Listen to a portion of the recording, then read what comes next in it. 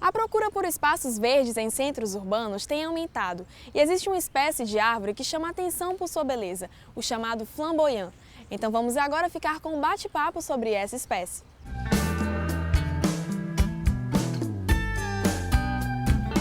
Flamboyant é uma árvore de cerca de 10 metros e pouco conhecida pela população. Ela não pode ser plantada em calçadas ou em lugares estreitos, e o motivo disso são as suas raízes. Porém, ela pode ser plantada em lugares amplos e fazer parte da arborização urbana. Quem vai nos contar um pouco sobre isso é a professora de Arquitetura e Urbanismo, Fernanda Rocha. Tudo bem, professora? Tudo bem, Começa explicando pra gente qual é a origem dessa planta.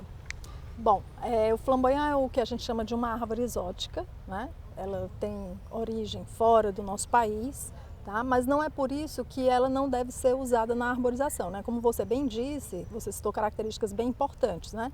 Primeiro, ela é o que a gente chama de uma árvore de grande porte, né? Portanto, de 10 metros ou mais.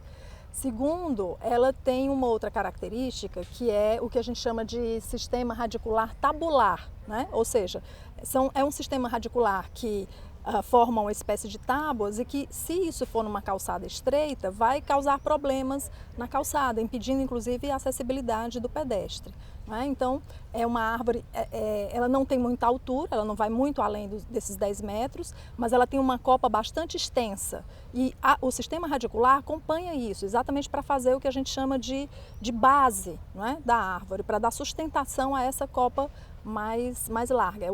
Ela tem também frutos que a gente chama de frutos leguminosos, frutos secos, né? E, portanto, também não são muito interessantes, né, para lugares de passagem, mas ela tem uma característica que é essa floração extremamente intensa, né? Agora, nesse período, a gente consegue ver isso muito claramente, né? Aqui na Unifor, inclusive, a gente tem vários exemplares dessa planta. E isso faz com que essa paisagem fique bastante dinâmica, né? Bastante animada. Tem inclusive outras cores, aqui a gente tem essa meio alaranjada, avermelhada, né? Mas tem ela mais amarela e tal. Então ela funciona também, ela pode funcionar como um ponto focal, não é? Se ela tiver espaço, você colocar num parque, num local que ela sirva de orientação, né? Ela pode inclusive servir, né, como referência para as pessoas. A senhora sabe explicar um pouco a questão do cultivo? Como é que faz para a questão das mudas e tudo mais? Não, ela é relativamente simples, né? É uma planta de uso que a gente chama de tropical. Nessa nossa região aqui, ela se adequou muito bem, né? Desde o século XIX, aqui com a chegada de Dom João, ela se adaptou muito bem e a gente vai ver isso ocorrendo em vários países, né? Que tem essa condição climática de sol, né? Bastante, sol intenso. O solo ela também não é muito exigente, né, com a questão de sol, e calor, que é tudo que a gente tem aqui, por isso que aqui elas, né, vão tão bem. É tanto que em lugares que tem um pouco mais, um clima mais frio, elas não prosperam tanto, né? Isso, elas não florescem tanto, né? Mas aqui ela funciona bem. E a questão se uma pessoa, por exemplo, decidir fazer a criação em casa, no quintal da sua casa, é possível fazer isso, dependendo do tamanho, do espaço? Sim, certamente. Se for um quintal amplo, né, é interessante. Ela também não tem uma copa muito densa. Aqui, como a gente tem uma certa escassez de água, né, de chuva, ela também não fica a copa muito densa. Em locais que tem um regime pluviométrico um pouco maior, ela fica mais densa, né? Então aqui ela dá essa sombra meio filtrada, né, por conta inclusive do tamanho da folha, que é uma folha bem pequena. A busca por espaços verdes, assim, a senhora tem percebido que a questão de ter lugares que tenham mais plantas e tudo, a senhora acha que essa é uma opção legal para quem deseja mudar o espaço? Certamente, né? A gente vê cada dia mais, por exemplo, grandes empreendimentos, né? Venda de imóveis, cada vez mais o elemento, né? O espaço comum, onde tem jardim, onde tem o elemento verde, ele assume agora esse papel preponderante, né? Como elemento de divulgação e de venda dos espaços, né? As pessoas estão, hoje você mora em apartamentos pequenos, né? E tem essa necessidade do contato com espaços livres e principalmente no nosso caso, por conta também da questão climática, de espaços sombreados, né? Se todas as nossas calçadas fossem sombreadas, seria muito mais agradável o caminhar a pé, né, pela cidade. Bom, pessoal, essa foi mais uma dica para você que quer conhecer as espécies de plantas que podem fazer parte dos espaços urbanos ou até mesmo do quintal da sua casa. Muito obrigada, professora, por ter ajudado a gente a conhecer essa espécie de árvore tão bonita. De nada, estamos à disposição.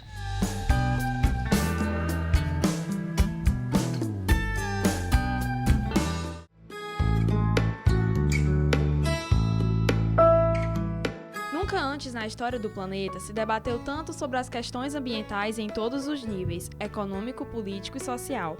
Grande parte da sociedade já não aprova mais quem polui ou quem não tem o mínimo de cuidado com o meio ambiente. E se as pessoas estão mais conscientes sobre essa importância da preservação dos recursos naturais, pode-se afirmar que uma das personalidades que mais contribuíram para esta mudança foi José Lutzenberger, um dos ecologistas pioneiros no movimento ambientalista no Brasil. Em 1970, na cidade de Porto Alegre, conheceu um grupo de pessoas que estavam preocupados com a degradação da natureza e então sugeriu aos seus companheiros que criassem uma entidade em proteção aos recursos naturais do planeta, a AGAPAN, a Associação Gaúcha de Proteção ao Meio Ambiente Natural, que buscava formas de desenvolvimento que integrassem as atividades humanas, incluindo iniciativas econômicas com a natureza. O homem moderno parece que enxergam no mundo apenas um grande depósito de recursos, uma espécie de almoxarifado gratuito com recursos infinitos, onde podemos nos servir à vontade sem nos preocupar com o futuro. E, de fato, o pensamento econômico moderno não aceita limites nos recursos, mesmo quando reconhecemos que determinados recursos, como o petróleo, por exemplo, se acabam algum dia. Continuamos então postulando sempre novas substituições.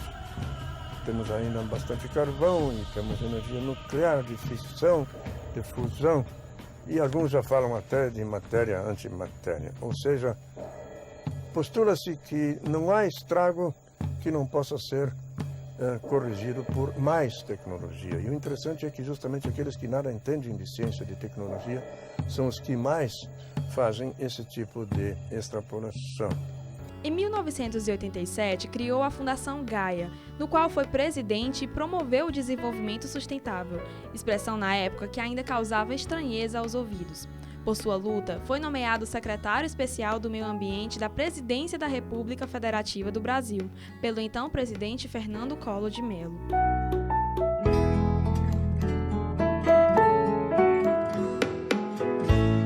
Sua permanência no cargo foi decisivo na demarcação de terras indígenas, como a dos Yanomamis, além de ter participado do Tratado da Antártica, da Convenção das Baleias e principalmente do ECO 92, um evento realizado no Rio de Janeiro que debateu as questões urgentes referentes ao meio ambiente, reunindo representantes de 176 países.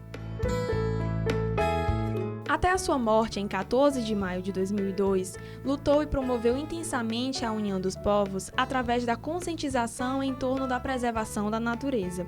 Esse foi José Antônio Lutzenberger, um ambientalista nascido em Porto Alegre, Rio Grande do Sul, em 17 de dezembro de 1926.